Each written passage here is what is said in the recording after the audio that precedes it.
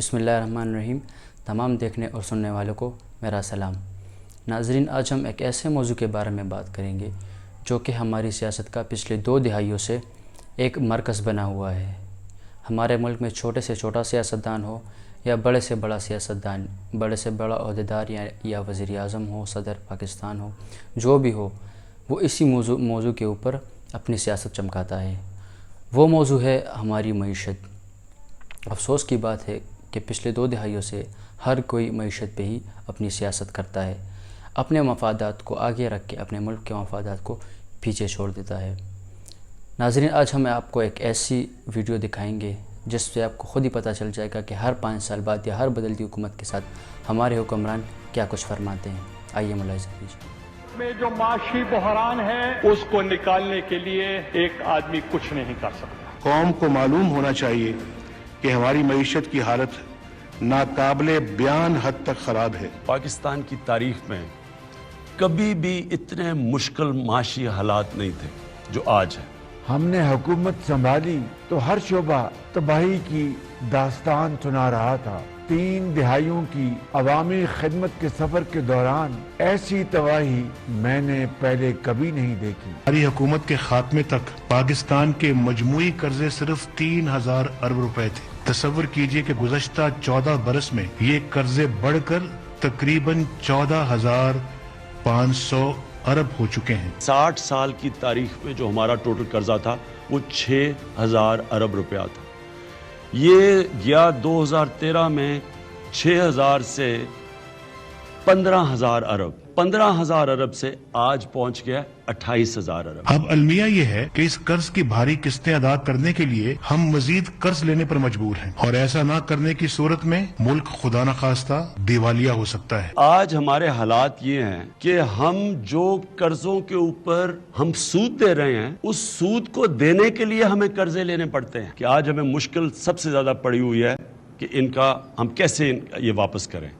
جیسا کہ آپ نے دیکھا، تمام وزیر اعظم اپنے پہلے ہی تقریر میں کچھ اس طرح کے الفاظ کہتے ہوئے دکھتے ہیں کہ ہماری اکانومی ڈیفالٹ ہونے کے قریب ہے، ہمارے پاس اتنے مہینے کے ریزروز ہیں، ہم ڈیفالٹ ہو جائیں گے، معیشت اس سے پہلے اتنی خراب کبھی بھی نہیں تھی۔ اس کے پیچھے وجہ جاننے کی کوشش کرتے ہیں کہ ہر بدلتی حکومت کے ساتھ یا ہر 5 سال بعد ہماری اکانومی یا ہماری معیشت اس حالت پہ کیوں پہنچ جاتی ہے، جس میں سب سے بڑا کردار ہمارے سیاستدانوں کا ہے اور ہماری عوام کا بھی ہے۔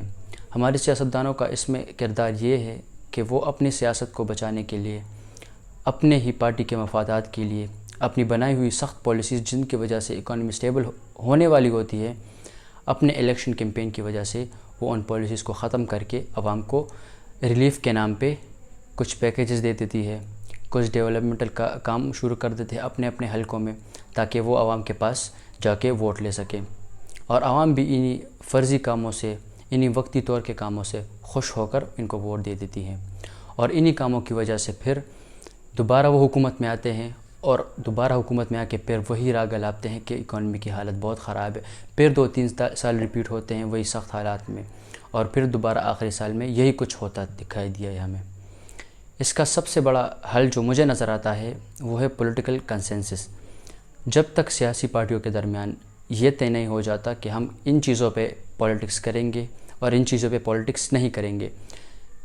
ہم نے پچھلے ہفتوں یا پچھلے مہینے ہم نے دیکھا کس طرح عمران خان صاحب نے ہماری پیٹرولیم مصنوعات کے اوپر سبسڈی دی، چاہے وہ سبسڈی انہوں نے جدھر سے بھی پیسے اکٹھے کیے ہوں اور عوام پہ پریشر نہ لانا چاہتے ہوں، مگر میرے خیال میں وہ سبسڈی بنتی نہیں تھی۔ وہ سبسڈی اس لیے نہیں بنتی تھی کہ پاکستان جیسا ملک جس کے ریزرو دن بدن گرتے جا رہے ہوں، جس کی ایکسپورٹس بڑھتی نہ ہو اور امپورٹ حد سے زیادہ بڑھ جاتی ہیں، اور وہ IMF کے پروگرام میں بھی ہو، ایک انٹرنیشنل پروگرام میں ہو، اور وہ ایسے سبسڈیز دے، یہ پاکستان کے ساتھ سوٹ نہیں کرتا۔ اور ہماری عوام کا جو اس میں قصور ہے، ہمارے پاس لوگ ووٹ لینے آتے ہیں ہمارے گھروں میں، ہمارے MNAs اور MPs سے یہ مطالبات کیے جاتے ہیں کہ ہمارے لیے روڈ بنائی جائے، ہمارے لیے اسٹریٹ لائٹ لگائی جائے، ہمارے لیے نالے پکے کیے جائے، ہماری گلیاں پکی کی جائے، جبکہ یہ ان کا کام ہی نہیں ہے۔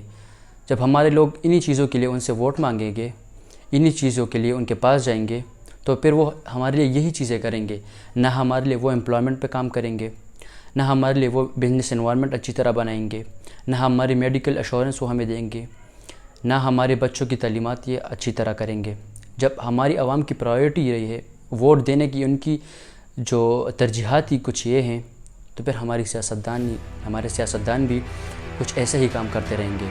اس امید کے ساتھ کہ ایک دن ہمارے عوام کو بھی شعور آئے گا، ہمارے سیاستدان بھی اپنے مفادات کو پیچھے چھوڑ کے اپنے ملک کے مفادات کو آگے کر کے اس ملک کے لیے ایک ساتھ مل کے کام کریں گے۔ اسی دعا کے ساتھ اجازت چاہتا ہوں۔ السلام علیکم۔